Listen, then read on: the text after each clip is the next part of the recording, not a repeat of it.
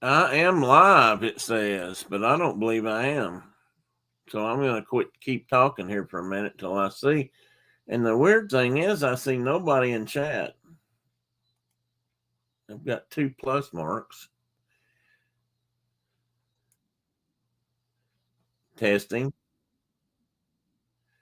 Oh, wait a minute. I know what's wrong here. Okay, I think I'm live now. I think I'm live. If I'm not, if there's anybody out there, let me know. I think I'm by myself. I don't see anybody. What's going on here? Oh, I know what. Well, I still don't see anybody.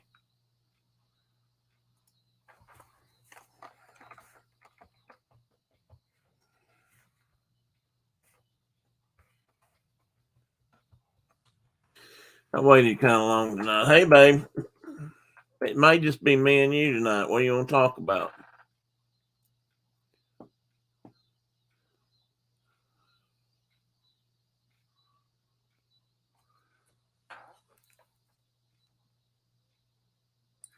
I'm gonna send you a text.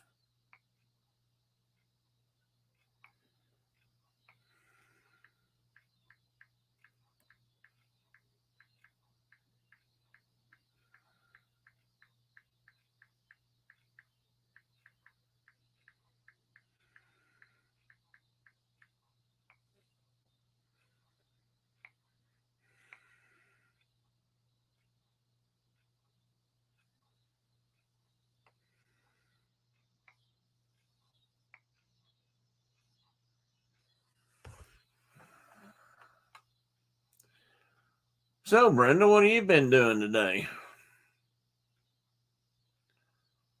Excuse my background because I decided I wasn't going to try to put up anything, which I don't usually anymore. Seems like on Thursday night.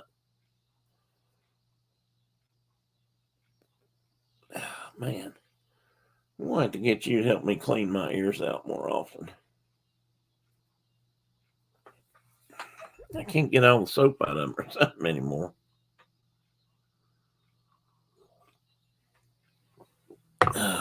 Kate, or not Kate.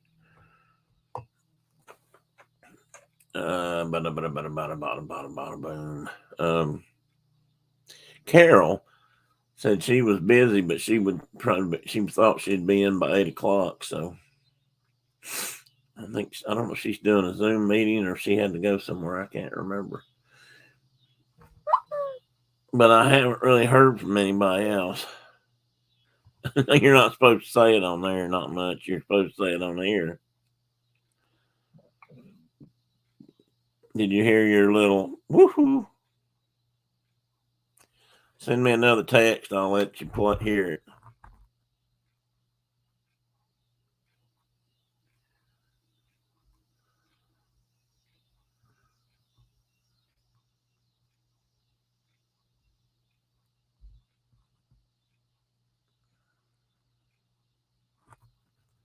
Are you going to send me another text just so you? No, not there. Well, there's good. Thank you for putting it in chat. But send me a text so you can hear your new notification signal, or at least see if you can.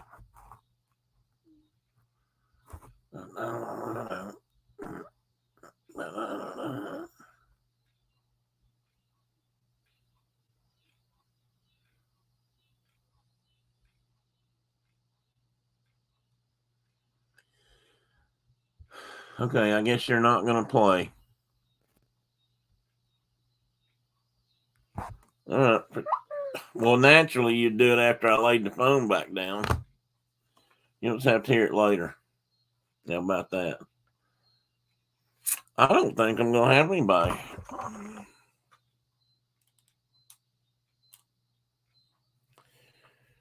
I think I made everybody mad tonight because I waited so late. I just about forgot. I fell asleep, I think, on the couch.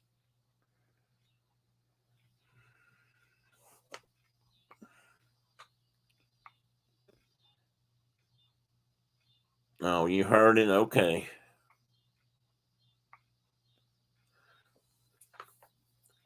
I got a thing on. I got something on my Instagram. It makes me think JB Moody might have finally said he's done, which I don't know if I like or not.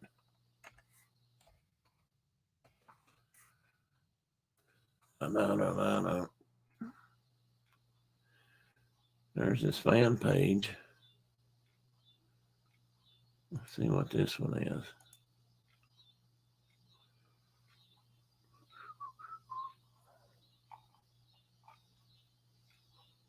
There's a cat, a black cat, just pitch black, and he's got. I think it's a folded ear cat because makes him look really mean.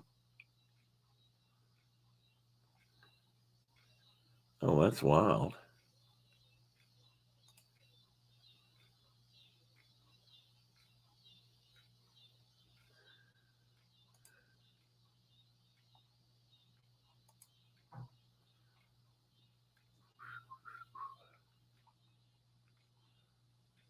Oh, there's a chunky cat. I mean, seriously, chunky cat.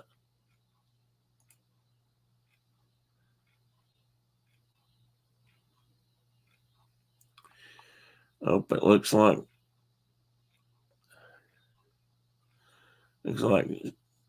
Sebastian Crab is in Orlando and is at Disney World. Oh, that is cool.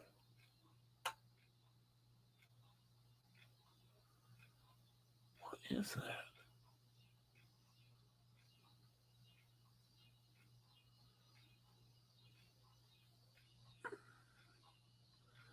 Why would you waste that much?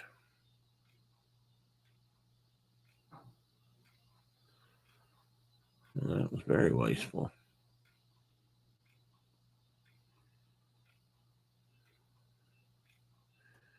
Oh, that is cool looking. Well, hello, Diana. I believe I just saw. Did my eyes deceive me, or did you really get a new Audi?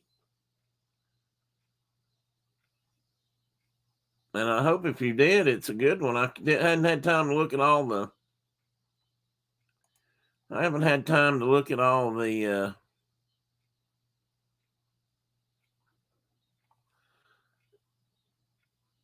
Hey, Mike. Yes, you did. Well, my goodness, that's a step up from a view hog.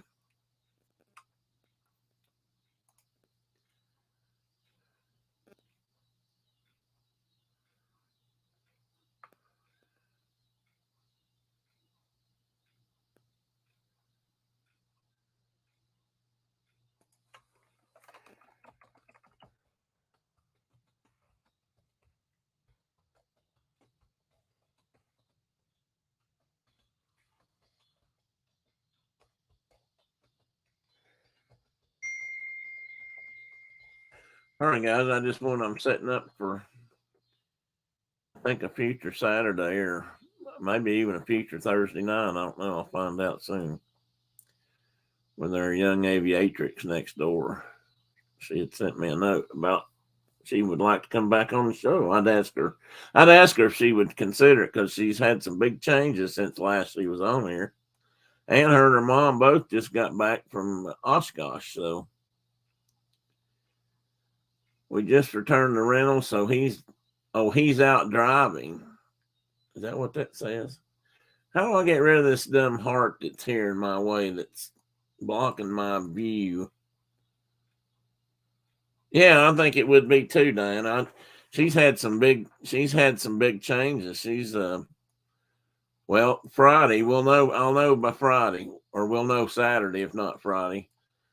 Friday she is going to take her official check, what's known as your check ride, and she'll have oral exams, and then she'll go out and fly with a designated flight instructor, or they might call him a designated flight inspector. Now I'm not sure what the term is, but anyway, they'll go up together, and he or she will put her through her paces, and make sure she knows what she's doing up there. And the whole thing is going to take several hours. And when she's done, I guess we'll know if she's good enough to make the grade or not. I suspect she will, because she seems to be doing good things. She had a really exciting trip to California recently. And I think that'll turn out to be a really good deal for her.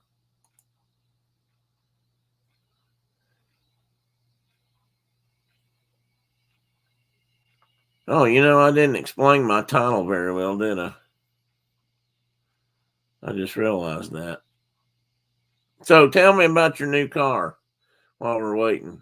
I noticed that it's a convertible. I didn't expect that. But what model is it and what year is it? That sort of thing. They make good cars, that's for sure.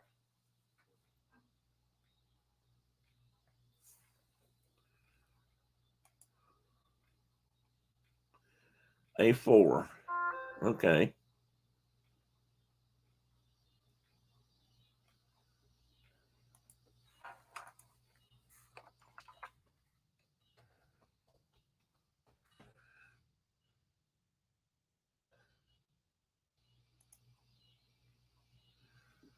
And why didn't it give me that?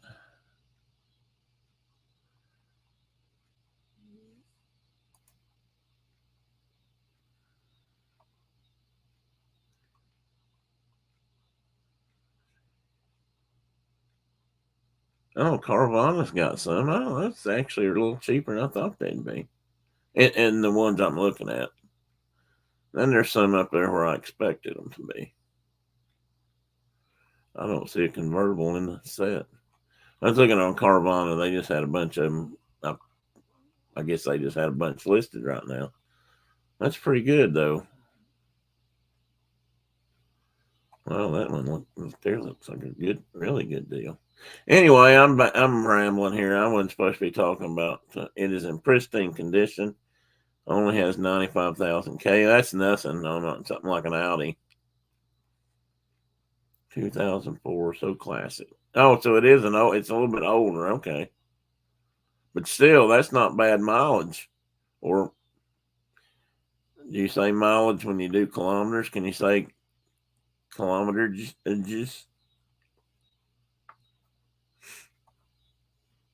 Mileage, kilometerages. Well, that's probably not right, is it, Diane? Can you help me with that?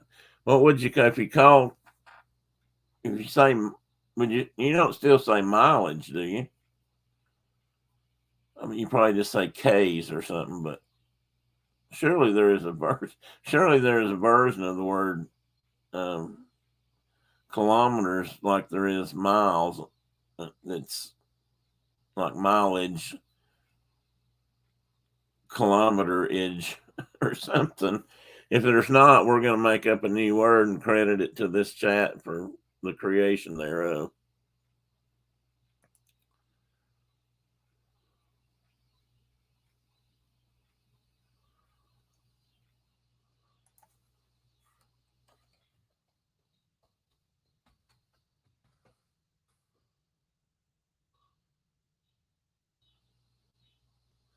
Actually, there is such a word.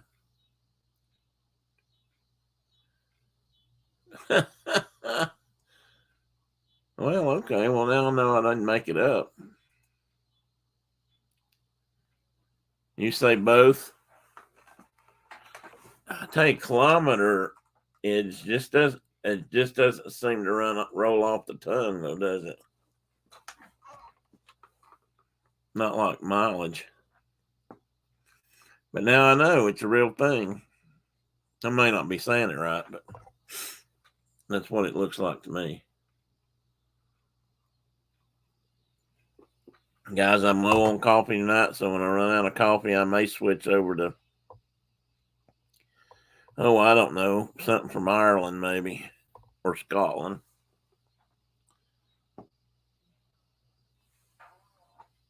Hey, buddy, what's going on over here?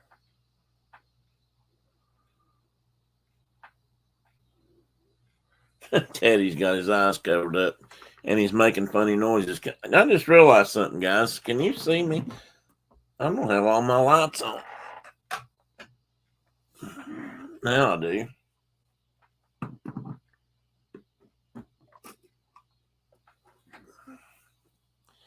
Hey, Doug, welcome in, buddy.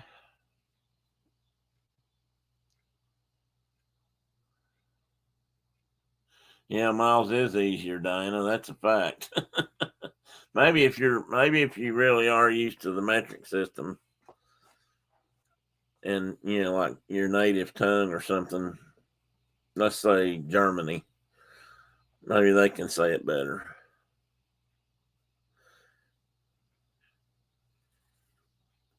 And you say 95,000, I mean, that sounds like a lot to some people, but when it's K, that's only about, what, 65,000, maybe 70. But like I said, I don't think that's anything on those cars. I think those things go and go and go as far as I know. Is it diesel or gas? Petrol? Do you guys say, and that's another question, Diana, do you guys say petrol or gas? Olean. Or Mike, he can enter. Oh, he's driving her, you said. I was going to say he could interject, but he's probably not able to. 57,000. Okay, well, I was a little high. But I knew it was right. It's about miles versus kilometers are about 2/3. If you want to cut it back to mileage, it's about 2/3 of the the K number. Gas. Okay, well, good. I'm glad to know there's more than one group of people that say it right, not just us.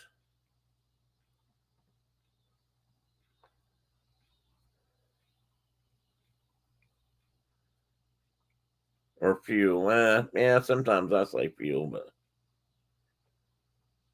but everybody here doesn't say fuel. I think I say fuel because that's my airplane lingo still carrying on because we used to always say fuel. Of course, we weren't always talking about gasoline. Sometimes it meant jet fuel, or as we used to call it in slang, diesel. That's the neat thing. That's kind of the neat thing about a turbine or a jet airplane. You can just about burn anything in it if you can get it lit. If it'll light off, you can pretty much run it. I'm sure there's some limitations there somewhere, but it just leads me to another story about another cool fact about the SR-71, but we weren't here to talk about that tonight. The Blackbird. Oh, what the heck, while I'm waiting. It burns some very specific fuel and nothing else that I'm aware of that we know of right now.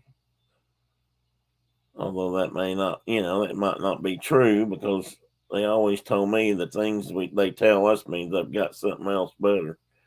So, something they may have another Blackbird out there somewhere that we don't know about. But the SR-71 burns something called Jet 8.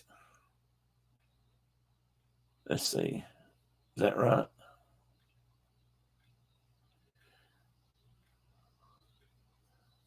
I think what we burned in airplanes we called it Jet A, but it seems like the military gives it a number. And this was several numbers above that. And what it meant was it came with its own oxidizer. And what that means is it doesn't need air. They could fly that thing into outer space, basically. Basically, it had two rocket engines that were on its sides. The jet engines got it off the ground and flew it up most of the way. But if they got into that edge of space up there, they could, close off the intakes, and that thing just ran like a jet engine, not a jet engine, a rocket engine, which is really, really cool. I'd like to know all about how that worked, and they may never tell that, but I'm sure people know, but I don't. To me, that was a fascinating fact, and it makes sense. So that they could go as high as they went and still keep running, because that's the thing about fire. You got to have three things: fuel, oxygen, and ignition to make it work. I knew a guy that worked on them, or not worked on them. I knew a guy in the Air Force when they first started making them public. And he said they always knew when they were on the base, if he was stationed at a particular base, you could always tell they were on the base because those trucks with Jet 8 would show up, or JP 7. Maybe that's what it was, JP 7. That's what the military says. Hey, Tina McNeil. Mike's driving. We hope he's being careful.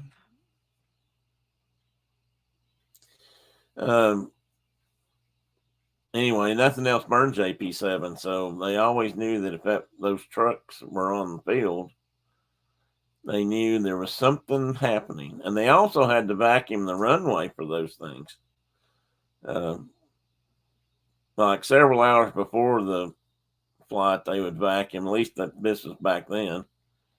And then they would vacuum it again right before takeoff time, because it was so prone to kick up FOD, and it could damage the skins or get ingested into the engine. So the FOD is FOD, which is foreign object damage. So rocks, bolts, screws, nuts, that kind of stuff that fell out on the runway. They would vacuum all that up so that couldn't happen, and then they would take off in the SR-71. I don't know if they still treated them that way in the end or not. Oh, they're on their way home from dropping off the rental car. Oh, so you're in the car with Mike. Well, then we know Mike can't get in too much trouble. That's always good to know. All right, guys, I'm going to make you party to my drug habit. My Tylenol drug habit.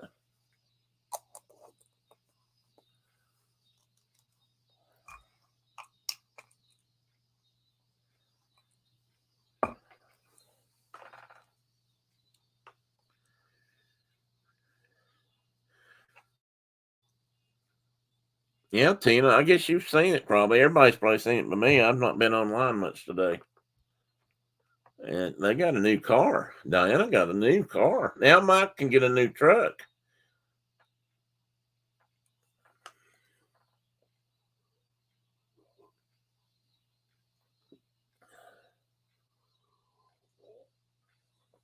Well, Diana, just out of curiosity, and this is the last question I'll ask about cars. We can talk about it Saturday.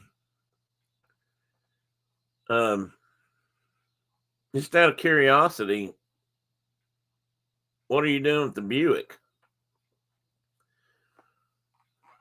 Is it for sale, or did they take? I can't imagine they gave me anything for it for trade-in since it blew up. Well, sort of blew up. You guys were still driving it though, weren't you? Or it would drive a little bit.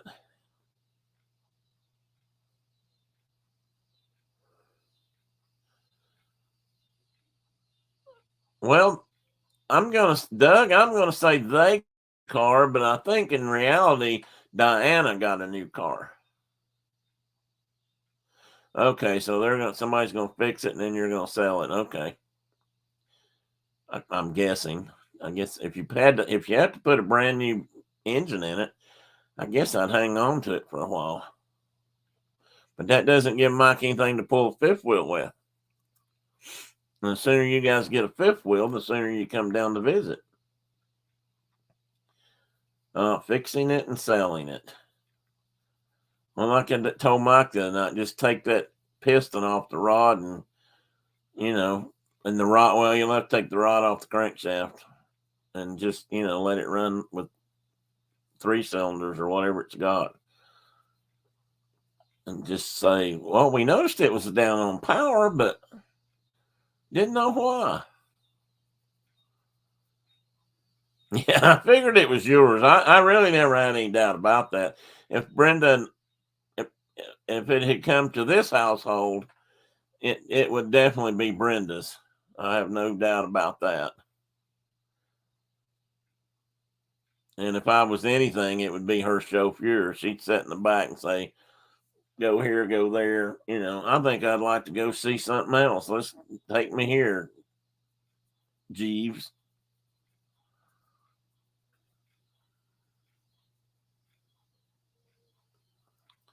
How many people have I got in here? 5 or 6? 3 or 4?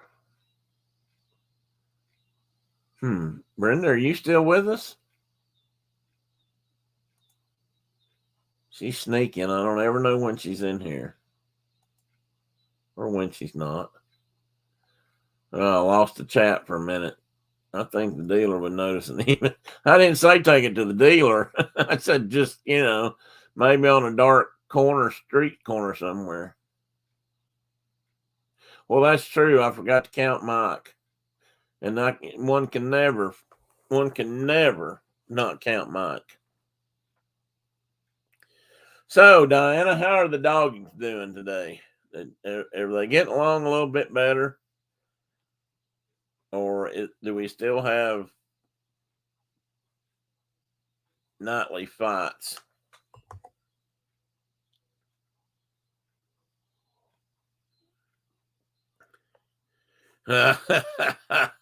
Brenda, I hope you heard that. I hope she's still here.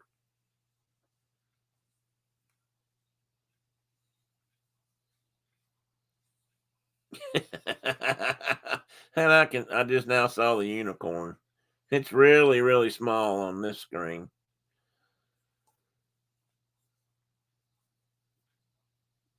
Not sure what we're going to talk about Saturday yet, guys. I think my co-host is going to be AOL again. He's got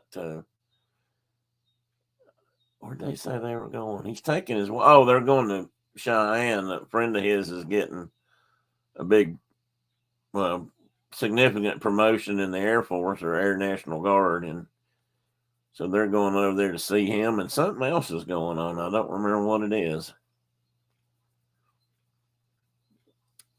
Because she's going for I thought she was going for somebody else. But anyway, they're driving to Cheyenne and are going to be gone. So only small squabbles now. Oh, small with the dogs. Well, that's good. Because that'll always be. I don't, you won't ever fix all that. Dogs will be dogs. They'll every once in a while they'll all find something to fight about, even if it's nothing. Because I got to make up stuff. Man, I got to get this whisker. Where is it? It's over here. I got to get that fixed. That's either just sticking out or I need to trim it one. Or I need to just not worry about it and let it ride. Mark was just telling me earlier today that he's got a friend that I can't remember the details of the story, but he was saying oh, I know. Yeah, I do know what it was. It was one of the military guys he's going to see this weekend. He had a whole sleeve, basically, of tattoos on his left arm. And Mark looked at, hey, Carol, welcome in. And Mark happened to look at it, and he said, wow. He said, that is so cool. You've got like the whole Lord of the Rings trilogy, tattooed on your arm right there. So that guy has decided to decided at that point to call Mark, deem him a graybeard, like, Gandalf the Grey. And, my arm looks bad. And, but now something else happened. So now he has decided that he has deemed Marcus the White. So he's got that upgrade in wizardry. And, don't know what kind of wizarding he can do. I wish he could wizard me out to Wyoming and back. That'd be fun. Then I could go out there and spend a couple days or a few days, and then hey, Dean, welcome in, buddy. And then I could zoom back to, Tennessee and hang out with the wife, and then I could zoom back over. Maybe Gandalf never flew, though, did he? Oh, yes, he did. He could send a giant eagle after me. That would be cool. How's Dean tonight? Are you you getting ready for a 9 o'clock show? I'll try to poke my head in. I'm pretty sure I'm not going to be on that long tonight. Because if anybody noticed, I was running really late getting things settled today. I planned to be on all week, but what's a Chingachgook? A Chingachgook was one of the two last actually a Chingachgook was the last Mohican, if you know anything about the last Mohicans. What does 915 mean? Oh, is that when Dean's going on? Anyway, the last two Mohicans were Chingachgook and Uncas. And for many years, probably 30 years, Mark and I have called each other or been known as Chingachgook and Uncas because I was older than him.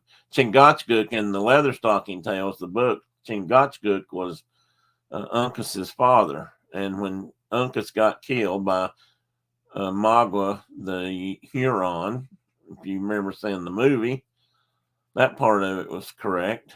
I mean, not a lot of it was correct, but I mean that was pretty much right out of the book, as I recall. Anyway, when he killed Uncas, that left Chingachgook as the last Mohican, hence the name, Last of the Mohicans. So there you go, another little bit of historical trivia that you never dreamed you wanted to know.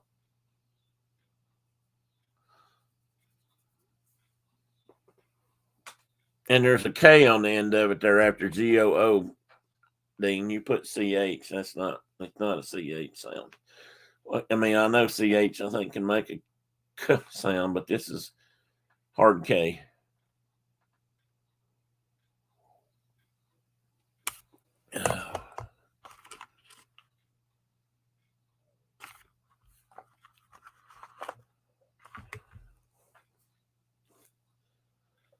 Love that movie. So sad, but so stalwart. Yeah, it is a good movie. They did a good job with that. They filmed that, Tina, or at least a big part of it, not far from here, in North Carolina, but not far from here, just across the line. Well, probably a little bit further than that, but the waterfalls and the over the edge and that where they're walking along at the end where Uncas is killed and he falls off that cliff. That was around here or in North Carolina. I like it too. And it's got great music. Not to mention that. And I'd have to go back and read the book and figure out how close they stayed to everything in the story. A lot of it's pretty close and fairly accurate, and since because a lot of that was kind of based on some true events that happened.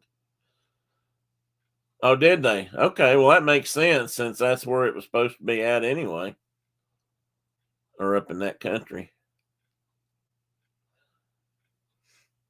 Did I miss the topic discussion, or are we just getting to it? We're just getting to it, Carol. Because we were slow getting in tonight, so I'm a little bit behind. But since you're here, then I'll start. I will bring up the topic. I've had a recent call from another friend who I had not talked to in a while, who called me up the other night and was in had some family issues. And while he didn't ask me directly, he did ask. I mean, I felt like it was sort of a call for help. So despite my disabled self, I'm going to make a trip this week or next week. So I won't be on the air next week, I don't think. If I am, I'll let you know, but I don't think so. And then that Saturday, I don't think I'll be on. Hopefully, maybe I can be on the Saturday after that, but I can put a show together. But that's not really the point. The point is, what do you do when an old friend calls and he's really in trouble, or it seems like he is. And do you go help? You keep your own business. So I'm going to go to the Midwest and see if this guy can help out his daughter. Kay is working, so can't chat but listening. Okay, welcome in, Kay. So the point is, how far do we go? When somebody calls for help these days, what do? I mean, there was a time growing up when I remember when if somebody, a family member or a really good friend called, that people, would sometimes rush to the rescue. Some didn't either. We're just warming up, Carol, but we want to ramp it up fast. We can talk about turkey legs. Well, you go for it, Dean. If you can work that into the conversation, you got more power to you.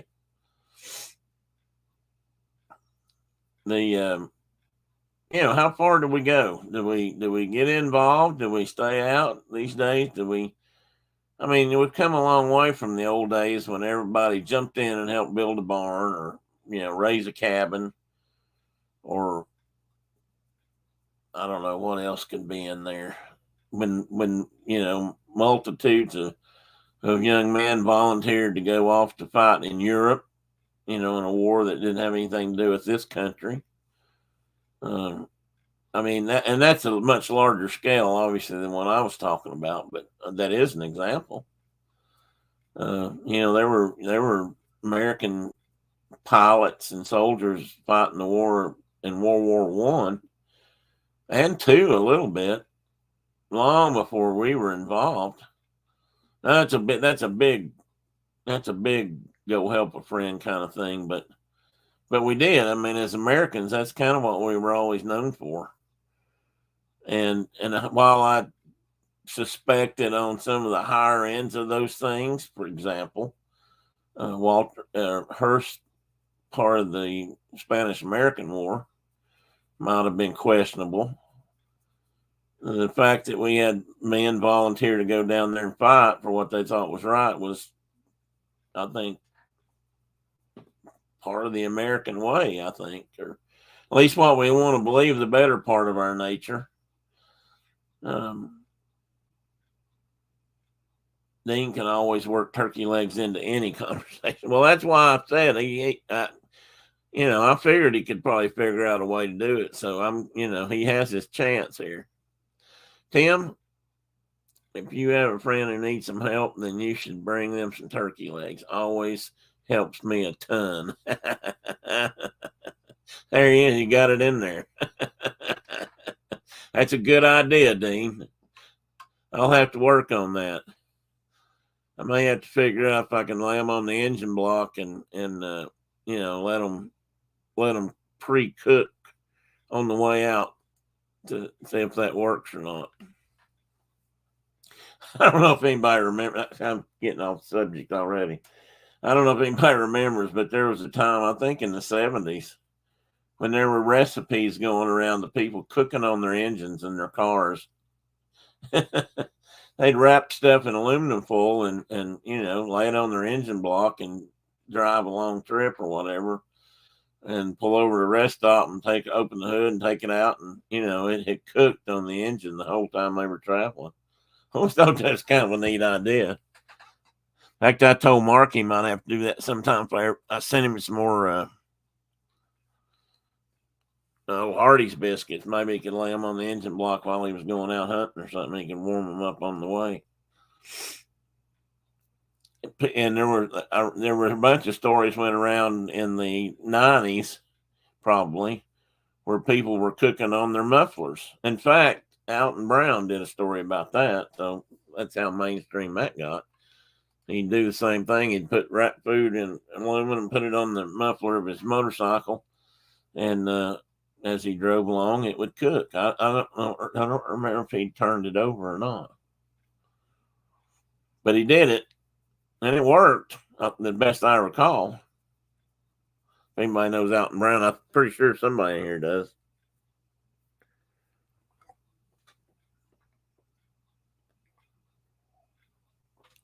So anyway, the question was, how far would you go?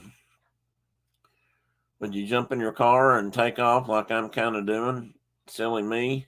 Or, do you just mind your own business and stay put? I just felt like it was too important. I couldn't, and I'm a sucker for that anyway. If anybody knows me very well, I think I've decided that I'm something of an empath. I don't know exactly. And when people are hurting and in trouble, I seem to feel it deeply. And I don't know, after I thought about that, it was just too important to pass up. So I'm going to go see if I can't lend them a hand. And if I can't, I guess I'll come home. But, and I know of people who've done that for over the years. It used to be, yeah. Well, I guess that's Diana. But I'm glad you pointed that out because sometimes we can't, and I don't know if I can or not. I'm going to try. This will be probably the hardest thing I've done in a couple of years to try to do or accomplish. So we'll see how it works out. I have no doubt that I'm going to be eating Tylenol like chiclets, but depends on the friend. It's got to be a really good friend, I would say. Although I'm prone to help anybody. I mean, I personally, but that's just me. And I don't always go running to them. I might talk to them or do something like that. Brenda's accused me of that for many years, of getting too involved in other people's worries, or not getting involved so much as just worrying about them, like hoping they're going to be okay, that sort of thing. And I think we all do that to some extent, but this time I think I'm going to go do it. And I know I am. I've already told them I'll be there. And if I tell them I'm going to be there, I'm going to be there. I'm not going to, I wouldn't tell somebody that and then stand them up. So, well, the end part of that is I won't be around for a little bit after tonight. Well, I'll be here Saturday because I'm not leaving until Monday morning, dark 30. So,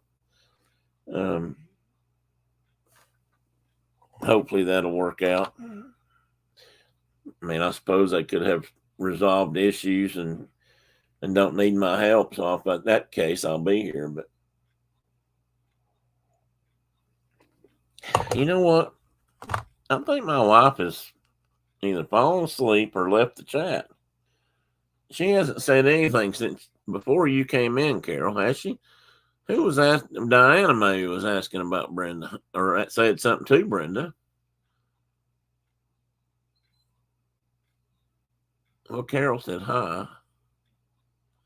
I don't know if I'm going to call her.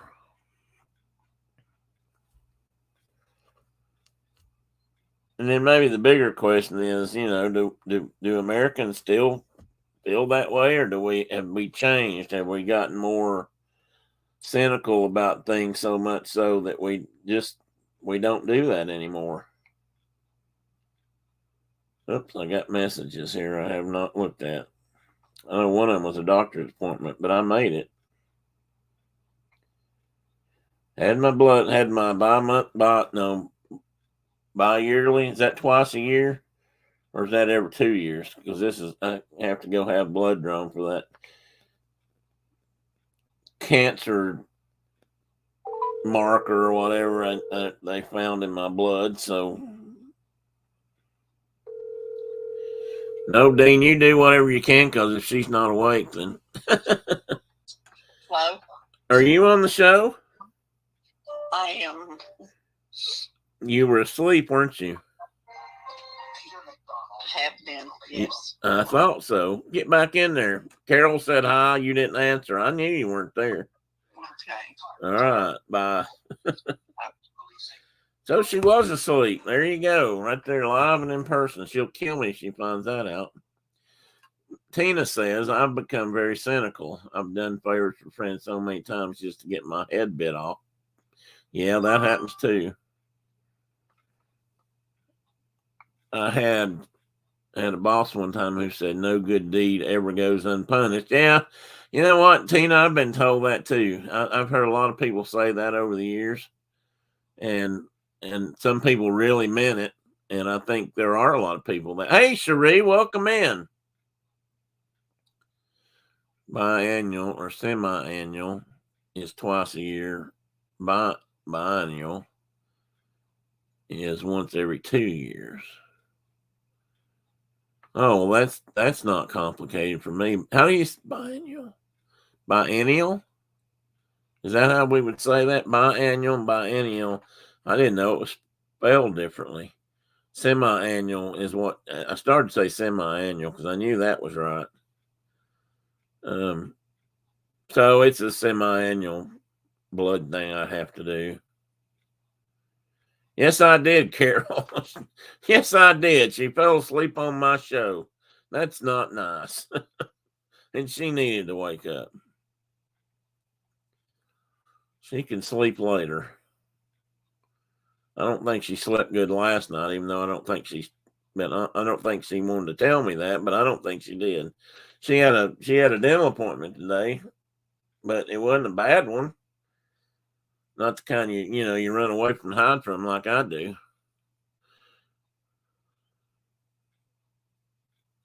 Well, anyway, I do it twice a year. Every 6 months, I have to go in and have blood drawn, and they look at it. They see if anything's changed. Nothing's changed yet. It's been a couple of years now. So, but they keep changing it. They keep checking it. I think that's just to scare the hell out of me a couple times a year. Make me start thinking about it again.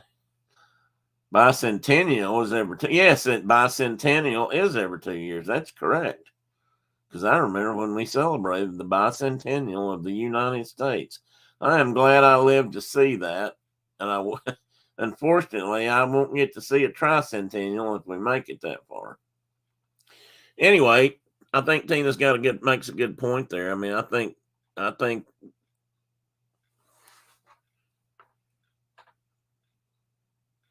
too many times we are repulsed or, pushed away, have our heads bitten off. And because I think there are people that kind of feel that way.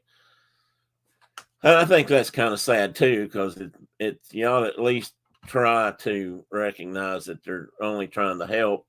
But then again, there are people who try to help too much. And I think that's maybe one of my faults. I probably try to talk too much sometimes. I remember, the bicentennial was great. I thought, Kate, being a history buff like I am a nut, I loved the bicentennial.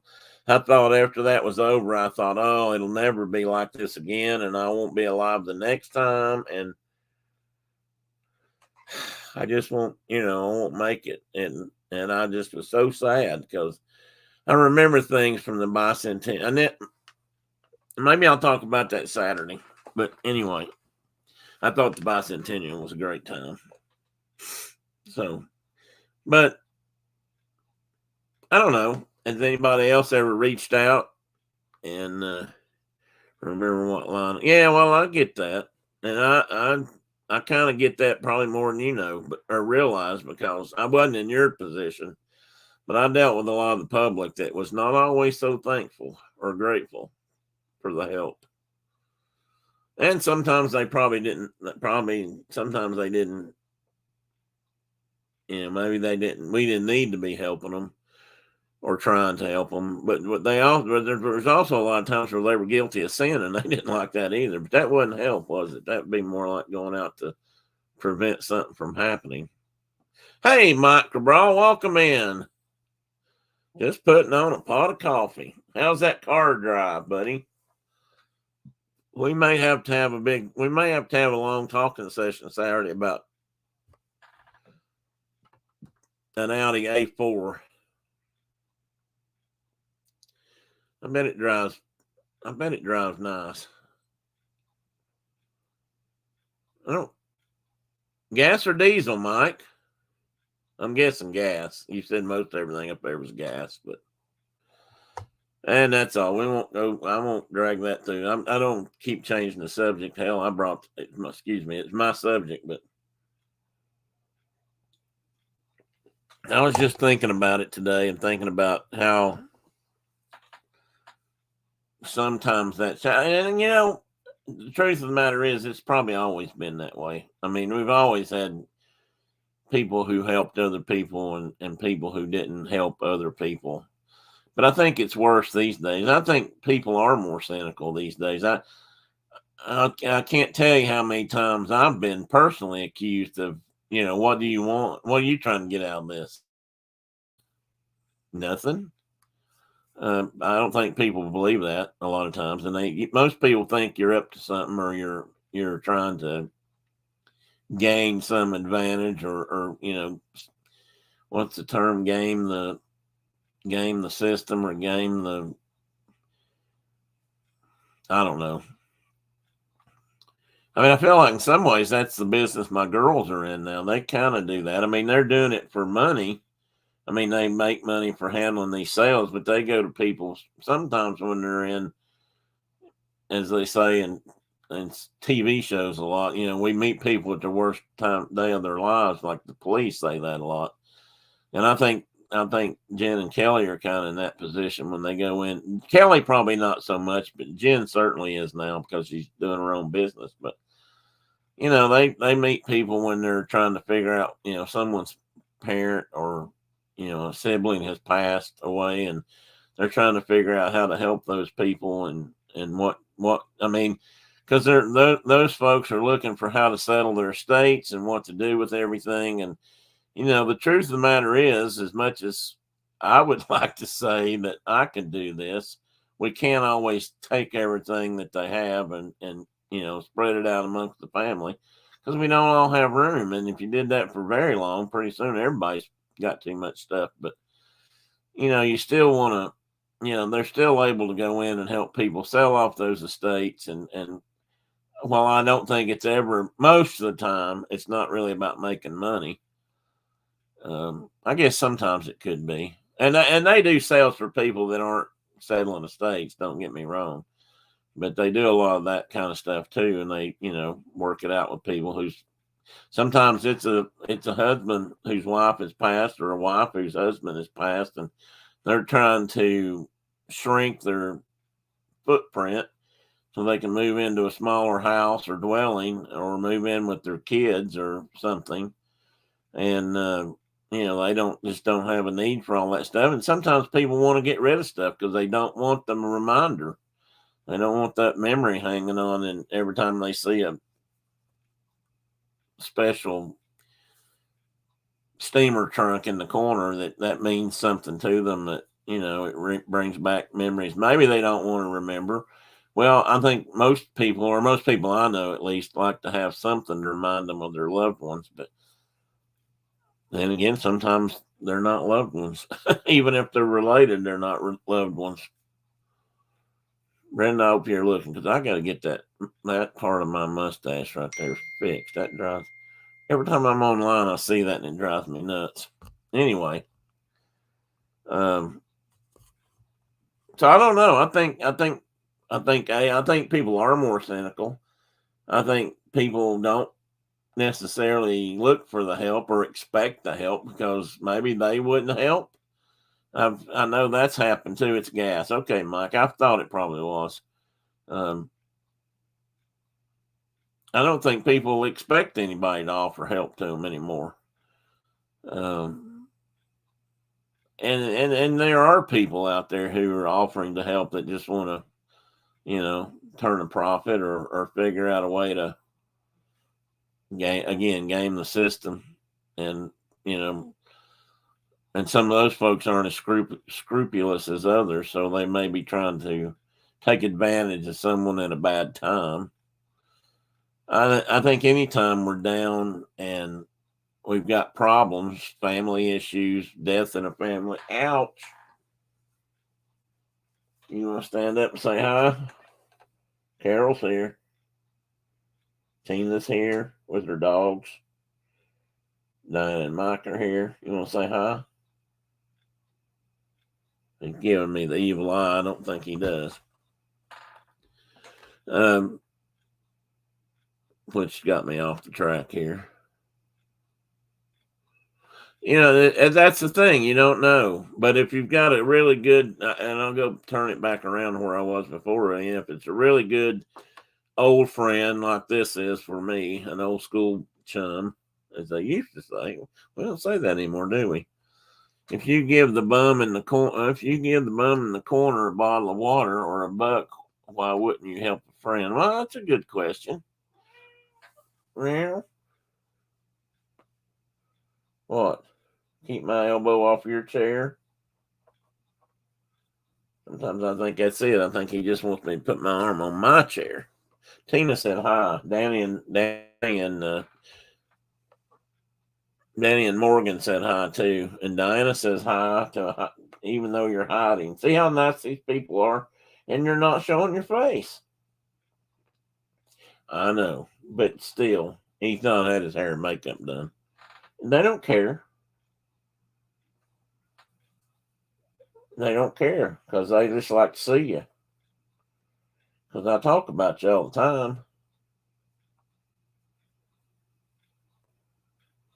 I'm going to miss him while I'm gone. I know that. We'll see if he misses me, and he probably won't. Unless Mama don't give him any afternoon treats, and that might that might make a difference. Right? Right. No, ow, ow, ow, ow, ow. Let go. Let go of my arm. Thank you. Thank you. He's wanting attention.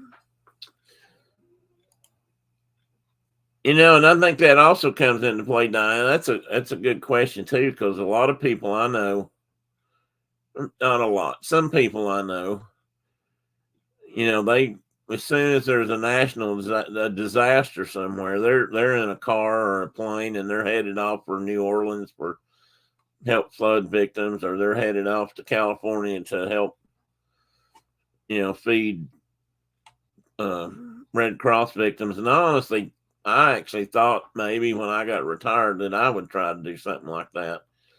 And I think there's a difference. I knew several people who retired, federal workers who retired before I did, but they wanted to keep working some part time or something. And they went to work for FEMA. So anytime there was a disaster, they would go there, but they did it. They were doing it to help people, but they were also doing it to make money. But I know a lot of other people who do it for like the Red Cross, and they don't make any money. They just, they think usually they get room and board out of the deal, but they don't always make any money. And there he is. Hey, bud. You want to say hi to everybody?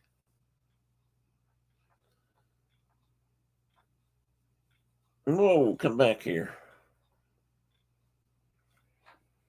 Was that scary? Well, at least you said hi.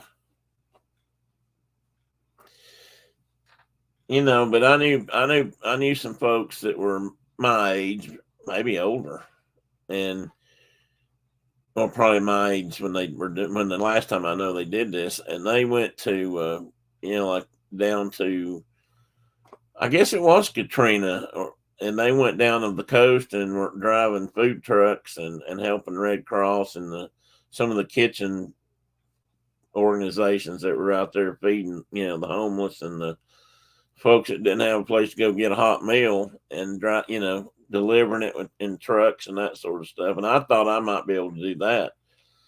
And they did that several times that I know of in different things. I mean, that crap happens even in this country more than we think. Mike said, okay, I'll wait till it pops up here. Mike says, I had to help an old friend. He was going through a hard time. It was a 24-hour conversation to get them through his issues. Well, that's a tough one too, Mike. But that alone we do that too. I mean, I think that's commendable. And a long conversation. Having had a few long conversations myself in my life, never that long, 3 or 4 hours at a time, and that's my guess is in that 24-hour period you did a lot of listening. I'm sure you did talking too and supporting, but I bet you did a lot of listening because a lot of times that's what they want or need. This guy called me up and started telling me about, what he was going to have to go do.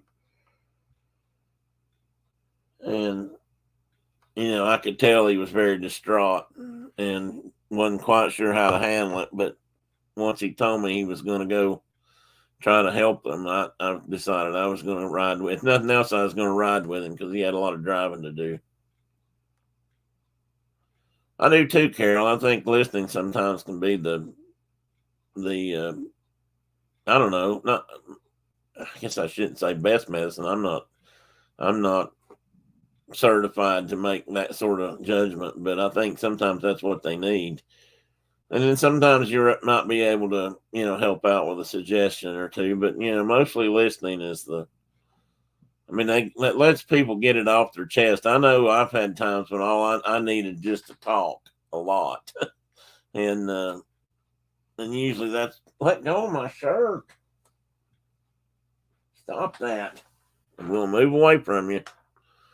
Yes, a lot of listening, and I told him my thoughts, if he liked it or not. Well, sometimes we have to do that too, Mike. And sometimes that's hard. That's the hard part. Sometimes they'll hang up on you. But if they know you're a really good friend and mean in the end are trying to help them, even if they're wrong, or if we think they're wrong, or maybe the mistake's not just on the other end of the spectrum or the other end of the rope, that sometimes we have to do that.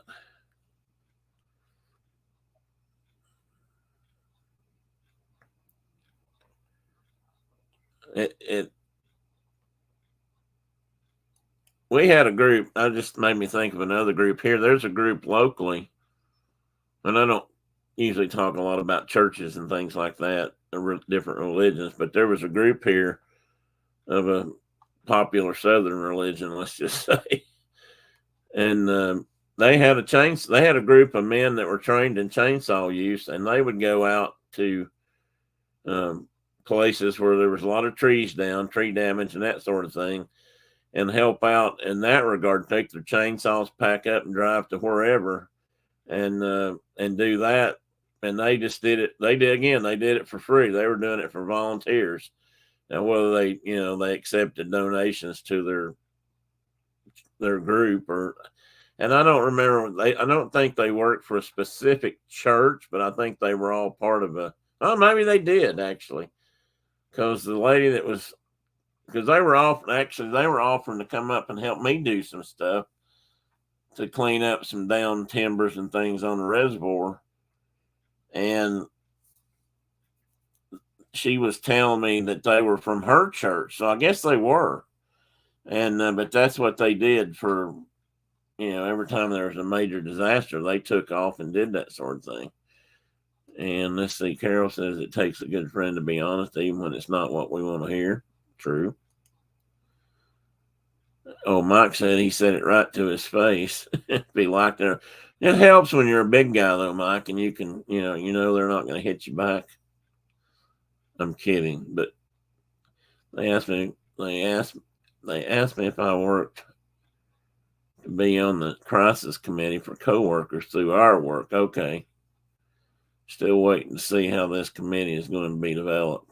Oh, that's interesting, Mike. I'd love to talk to you about that sometime. Maybe we will. I'd love to know how that's working. Or how you think it's working, or maybe what their thoughts were when they explained it to you. That's interesting. I think that's I think that could be an important thing too. Some people may not think so, but I do. My dad did something, and I never actually thought he would do this, and I'm not sure how he got involved in it, to be honest. But for several years, probably in his 70s, maybe 60s, he worked a suicide crisis line. And knowing my dad, it was probably attached or related to some church group in the area. I'm not positive about that, But I know he would go 2 or 3 nights a week, and he would sit and man a phone somewhere, and he would sit and have people call him, and I'm quite sure that he probably listened and probably talked, and in his case, probably tried to help them find some solace through religion or the Bible or whatever in his case might be. And I'm just saying that because I know my dad. And but I was really surprised when I found out he did that. The man that goes to the church nearby comes and cuts my grass every week. He will not take money. I've known men that did that too, or people. I think they were mostly men, but they would go out and mow parishioners' yards, or just friends they knew that couldn't do it anymore, or were unable to, and maybe they really couldn't. I mean, it's expensive to get your yard mowed. I have to get mine mowed. Brenda and I, neither one are able to do it anymore, and at least not push mow it. And it's really not. This yard is really not. I would say not rider adaptable or friendly, but they use them. But the guys that I hire aren't terribly expensive, and they have different kind of mowers. But yeah, that's nice, Kay. That's good. I'm glad somebody does that. But I have known other people that talk about that. And some people just show up and do things, and when you're gone or something, and you come home and when they know the situation. And I've never had anybody just show up. Good night, Cherie. Hope you have a good day tomorrow at work.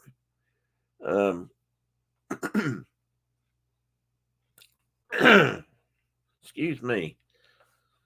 But I've known folks to do that, and that's a big deal because, like ours, for example, and we know this because we had it happen. But if you live in some places, if your grass gets over ankle high, a neighbor or somebody will call and complain that you're not cutting your grass or keeping up your lawn, and you'll get a nasty gram from the city saying if you got to get it cleaned up, or we're going to send somebody out there, and then you're going to have to pay us for it, which is really bogus. For one thing, our yard had not been unmowed. It was right after winter, and I couldn't do it anymore. And we were actually trying to find somebody to do it at the time, and you can imagine. I don't know if you can imagine this or not, but that kind of ticked me off a little bit because I figure it was one of my neighbors that keeps their yard mowed twice a week or something. But I'm not that lawn anal about it. And Tina says yes, we had to pay somebody to mow our lawn for 4 or 5 years. Well, that's too, Tina, probably about that long. Brenda used to I think Brenda's mowed this yard when she could, because I've had trouble, and I tried some. I've had trouble for years because of my back, but then when my back really went out, I didn't have any choice. I couldn't walk. I couldn't even ride a lawnmower for a long time because I couldn't set up. So, we didn't have a lot of choice, but with my asthma and everything, I'm not really going to be out there huffing and puffing, and I don't think it's worth buying a riding lawnmower just to try to. I think I'd rather pay somebody to do it. Is maintain, and I say that to me, that sounds horrible because I certainly wasn't raised like that, because my mom would have said, well, you better not want to pay somebody to do it. You need to be out and do it yourself. But that's kind of attitudes kind of changed for me. So, but we don't have much choice, and the kids don't live right here. If they live next door, we could probably get them to do it. And Brad used to come over and mow it sometimes for us too, Kelly's husband. And for that matter, I think, now that I think about it, Jen's husband did too a couple of times. So they've helped.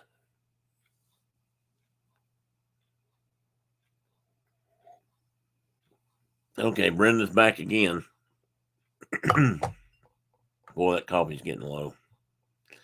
And I've almost made it till 9 o'clock. So That's what counts. No, I don't have a riding mower, Mike. I had a good industrial type walk behind for a while, and that's what we were mowing with before we moved here. And I still have it. I'd probably ought to sell it. Brenda says I should sell it while I can. But no, if you can't, you can't. That's right, Diana. It's not worth the pain, but it's also not worth. I mean, I'm not stable enough to push a lawnmower. I couldn't push. I can't walk behind it, so I don't have much choice. I could ride probably today and do it, but to go out and buy a riding lawnmower these days and mow it for what we've got here, it doesn't cost me that much to get it mowed. So, but that is another way people do reach out and help. And I have another cousin that lives not too far from here, and I remember a few years ago he was doing that. He was helping. There was an older lady that lived up in not too far from them, and they actually hunted on property that was adjacent to her. And I know early on he used to tell me about how many cats she had, and she was there by herself, and how nasty her house was, as in AKA full of cat manure and that sort of thing. Not AKA, that's not the right, but but then later he and another group of folks he knew from up there took it upon themselves to start helping her out, and eventually they not only mowed her lawn, but they helped her, I guess, tear down that house, because it was pretty sure it was condemned, and they helped move her into a double wide house trailer and paid. I think they got people together and paid for it. So that was a pretty big deal. And he definitely went above and beyond to help her out. And Mike says, yes, Tim. So lawnmower, if you're not stable, that could be a recipe for a serious injury. Yes, it could. I've mowed yards up and down hills and slipped and fell. I'm surprised I didn't ever lose a potato or something before that. Oh, Brenda's eating and she's tempting me. I'll have to. Why do I not smell that? Because my nose is stopped up. What did Doug say? Better than now that we bought it. Oh, yeah.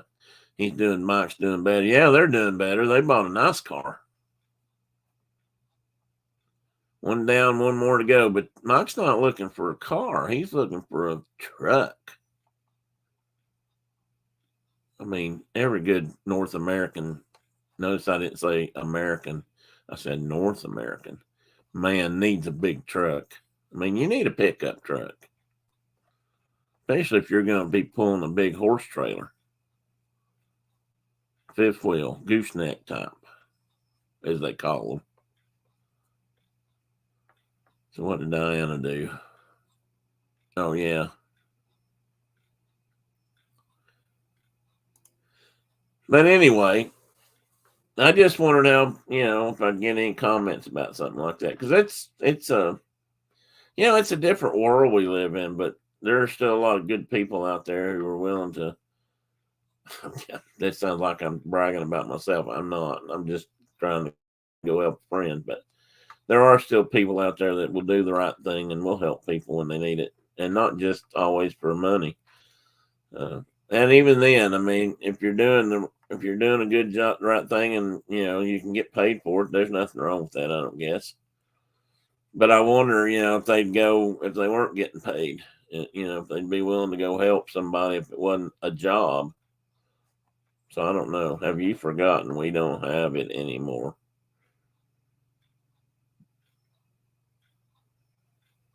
I guess I have forgotten that, Brenda. Maybe you shouldn't have reminded me.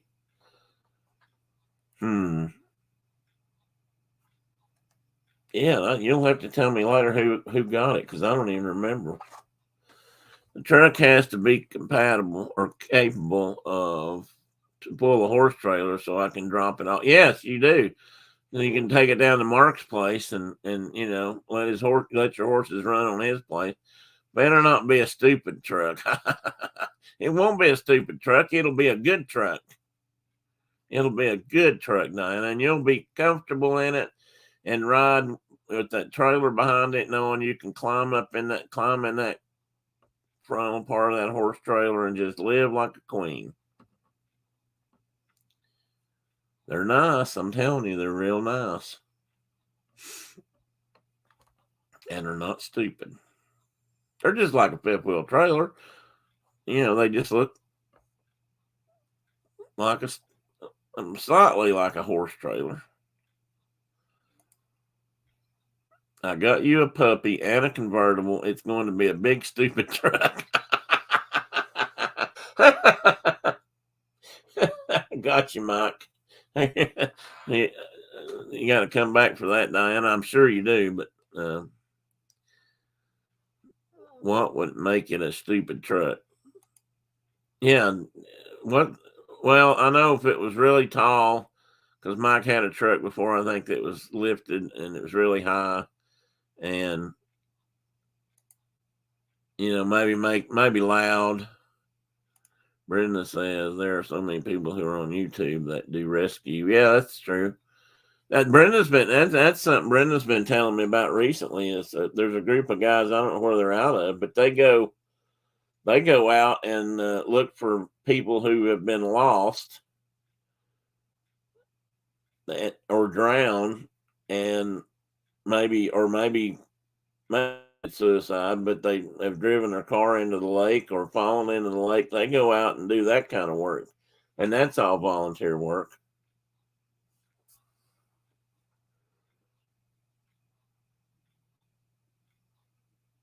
Well, I knew which one you were talking about, but I didn't know who had it. I think if you care about people in general, you help. I think you do. And I'm glad to know there are people out there who still feel that way. I've known people that kind of looked at it like, well, what's in it for me? Which has always been disappointing to me. And, it's really hard for me to, well, sometimes it's hard for me to tolerate it, despite the fact that I try not to be. If I need a ladder to get it, Diana says, Tina, if she needs a ladder to get in, it's a stupid truck. I don't think this one will be that way, because if you get a truck that high, you can't pull a fifth wheel. And what did Mike say? That Diana said, okay, Mike. Oh, I think it's probably about the puppy and the convertible. Good job, Mike. And then Tina says, you know what, Diana? I agree. I just can't step up into it. It's stupid. When Mike had a car, I think one time that you had to crawl through the roll bars to get into it. The doors didn't open, I don't believe. I may be wrong about that part, but you had to work to get in it. That was a stupid car. And it was really loud. Oh, wait a minute. Why didn't that come up? And it was really loud and it stank like exhaust. Oh, Mike, you got to fix that. Yeah, we can't have that. Not taking her side necessarily, but you don't want that. I'm sure a new, bigger truck that'll pull a fifth wheel, it won't have any of those problems, Diana. And they probably drove into the lake because they felt like they probably did. And we used to have that happen occasionally up here, and there's places where there's cars that they found cars in the lake up here that were abandoned, and usually nobody in them, but occasionally you get one that's got somebody still in it. Somebody that disappeared, nobody ever found them. I mean, if you put a car in the right place in the right lake, chances are they're not going to find it, or not for a long, long time. But these guys do it for free, and they get people to donate. Like I was upstairs last night. We were getting ready to sit down and watch TV or eating dinner. I don't remember. And there was a show on, and they were helping these people recover their dead. Was father, wasn't it, Brenda? and they'd been gone for a while, and nobody could figure out what happened. And they found his car in the lake near a boat launching ramp. So I don't know if if he drove it in on purpose or if they just found it there. I don't think it was foul play, but and they helped retrieve the body in the car. I mean, well, retrieve the car wasn't important, but they got the car out with the body still in it, and those folks were able to get closure on that and lay him to rest, so to speak. I don't remember. They didn't talk about that. Brenda Pruitt. I watch some of those, and free hoarder cleaning too. Yeah, that's another thing. Tina, that lady I was talking about that my cousin helped out, that was another issue there. The house was so full of stuff you had to walk through, alleys and tunnels. Trouble is, I look at those videos and think, oh no, I might be a bit of a hoarder. Well, Brenda accuses me of that, Tina, but we don't have to go there yet. Tina, you're the right age too. I'd be willing to bet that your parents, when you were being raised, they probably didn't throw much away. My dad and mom kept everything. If it was any use at all, they kept it. Now, they didn't keep newspapers and stuff stacked up in the back room. It wasn't like that. But my dad and mom both were Depression era babies, and they kept everything. I told somebody once my dad was the first recycler I ever knew, because he'd take nails out of boards and he'd straighten them out and reuse them. That's how. And I don't think it was just a matter of being frugal. I think it was just a matter, that's how he grew up. And Diana said, us too. Why is that not showing up?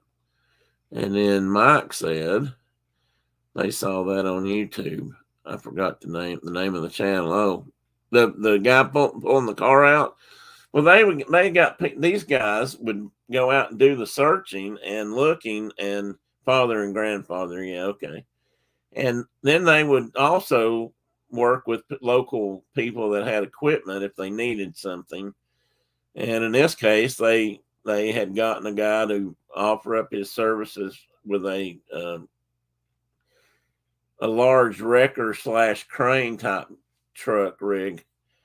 And, he helped lift it out of the water. He helped them get the car out of the water, because the local sheriff didn't have anybody for that.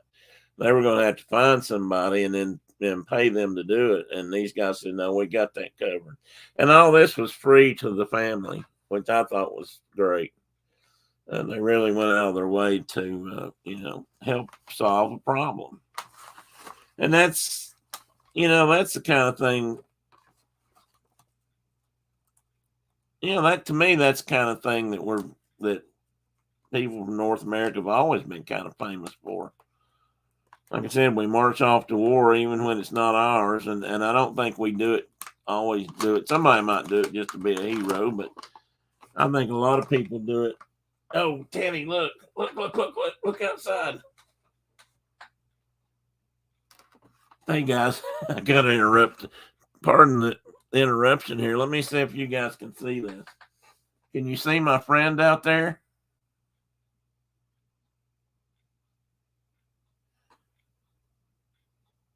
Her back his or her back is almost completely white.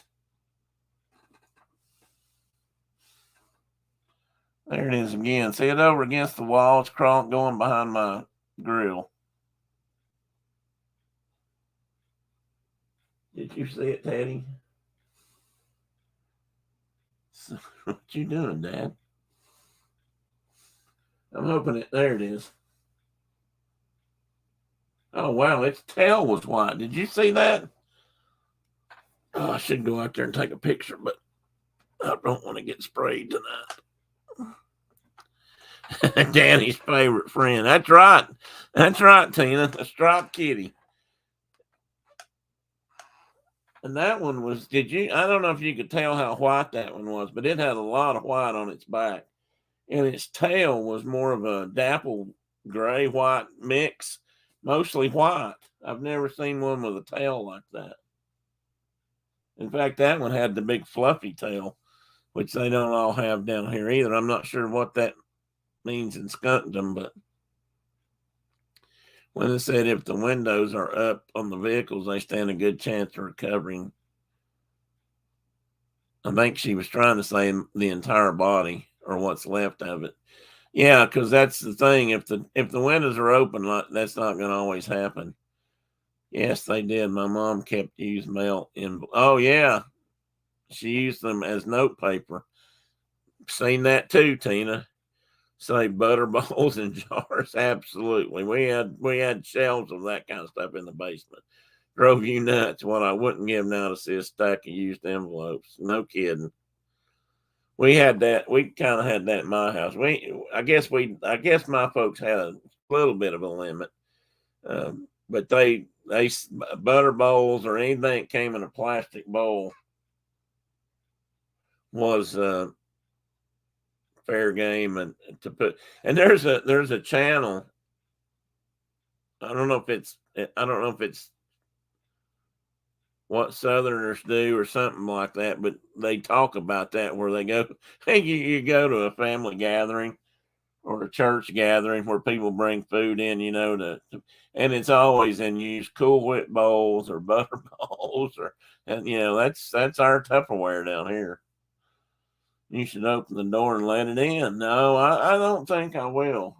And if it's not cold down here, Diana. If anything, it's hot. It went along its merry way. That's the second one I've seen down here, but that is an entirely different skunk because that one is not the one that was here last time. Yeah, my finger looked like it was pointing the wrong way. Yeah, they become fish food, Mike. That's right, if the windows are down. And I'm pretty sure this was pretty much just bones and clothing left, but because there, I'm sure microorganisms and things that would eventually, consume the flesh had already done their job. And Brendan, do you remember how long that particular one had been in the water? It'd been a while, I think. Let go of my chair, my arm again. Did you see the skunk? Huh? You didn't get down and go chase it. I don't know if that's good sense or you just didn't want to bother. Because I know you don't know what a skunk is. Did you see that kitty? What did we used to call those things? We used to pole kitties was a country term or a pole cat, but also a pole kitty. And I don't know where that name came from. I'll have to look that up sometime. No, too much reflection. They are called Adventures with Purpose. Oh yeah, that's right. Okay. What did you mean by too much reflection? You couldn't see the skunk? I know you couldn't get a lot of detail out of it, but hopefully you saw it. I couldn't get to the light fast enough, or I'd have turned the back porch light on. Then it would have been obvious. I guess we could start putting cat food out there, Brendan. They'd come up every night, probably, and feed. We'd probably have raccoons out back soon, or it probably wouldn't take too long. So anyway, there you go, folks. That's what I'm going to be doing for the next little bit. Did I say Mark wouldn't be on the show Saturday because he and his wife are going to watch? Yeah, I did tell you that. So never mind. So I don't know what I'm going to talk about yet Saturday, but we might talk about Mike's new car. Excuse me, Diana's new car. And I don't know. I'll come up with something. Well, if Sarah's available, I might try to get her in to talk about her new pilot's license because I'm sure she's going to get it, and her adventures at Oshkosh, and whatever else she wants to. I don't know if she'll be available Saturday, but if she is, she might come over. My grandmother Aloha used to keep all kinds of papers, staple them together and use them again. Oh, she did. She was a queen. She was a high priestess of that kind of thing. Even I knew that.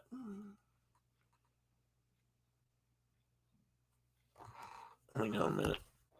Make sure this isn't important. Not that everybody's not important. No, wasn't a text. I couldn't make it out. I couldn't make it. Wait a minute. I couldn't make. Oh, Mike said I couldn't make it out, but it was. I thought maybe somebody was walking by your window. Oh, no, Mike. If it had been somebody naked, I'd have been a lot more excited. No, I corrected myself, Mike. I realize it is not your new car.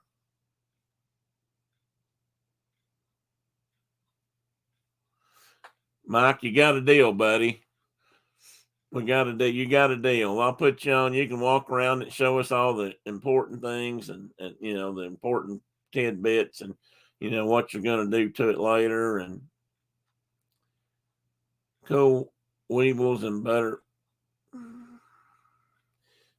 bowls were not in your refrigerator growing up, then you did not live in the South. Well, that's true. I don't know what the Weebles was supposed to mean, but Cool Whip and butter bowls. That's what it was. Dang, voice to text. Yeah. My mom had Tupperware. Don't get me wrong. She had plenty of Tupperware, but she also used every Cool Whip bowl and butter bowl that she had usually. And my margarine bowls. Let me say margarine containers because my mother did not use butter. My mother refused to use butter. I think I've talked about that before. We never got to eat butter at home. I never got to appreciate real butter till Brenda and I started using it because my mom, she thought oleomargarine was the greatest invention of mankind in the 20th century. And she wasn't going back to butter for nothing. Oh, yeah, we could do Fifth Wheel Hitches would be a good topic.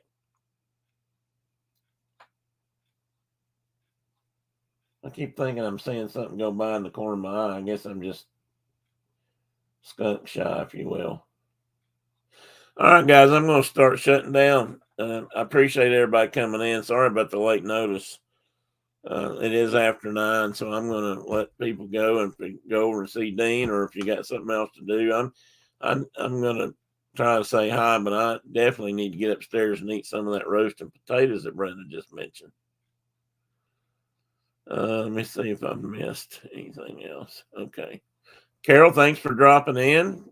Tina, Kay, Mike and Diana. Tony. Tony was here, right? No, not Tony. Oh, crap. Doug. Thanks, Doug, if you're still here. Always appreciate you guys for being loyal supporters, if you will. And maybe when I get back in town and I'll have either big tales to tell or I'll be more organized again. I say again, like I was ever organized. I'm probably not very organized, but maybe the show's just a tiny bit more organized, and we can go from there. And I'm sure I'll have some stories to tell. I'm hoping to get to take a lot of pictures, even if they're just along the roadside. And I'm sure I'll have something to talk about. Maybe the covered bridges of Madison County or something. Who knows? Sorry about getting late on the stream. Mike, I hope you don't mean laid. That's sounds kind of personal there, buddy. We'll be around Saturday morning. We're not leaving the house. Okay. Yeah, Doug, I just saw that too, and we'll just, wasn't there a football game on? I don't know, Mike. I hope there is. I hope there's a college game on. I need to, Diana caught it. So I know 2 or 3 of us saw it. Mike hadn't figured it out yet, or he will in a minute. See, there again, damn that voice to text.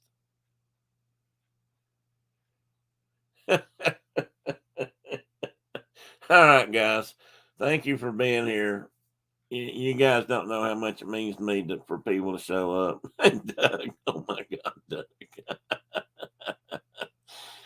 Eagles versus Vikings is only on Prime. It's only on Prime. Well, I get Prime Video. So, do they do replays, Doug? Do you know?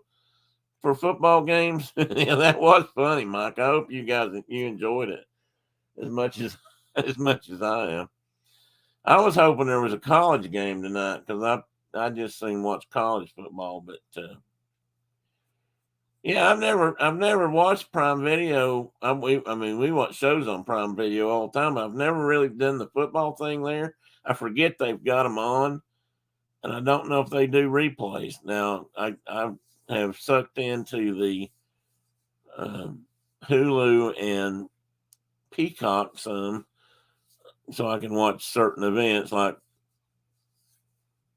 motorsports and things, and they show games, but I get really frustrated when I think there's going to be something on. Oh, the Hurricanes are playing. Okay. Well, there's got to be somebody playing them that I can root for because I've never been a big Miami fan. Mike is comic relief tonight. You don't have to pay me extra for entertaining. Thanks, Mike. That's a good thing, buddy, because I'm afraid there's not a lot of money in the budget right now. So, I appreciate the tidbits you throw in there. All right, guys.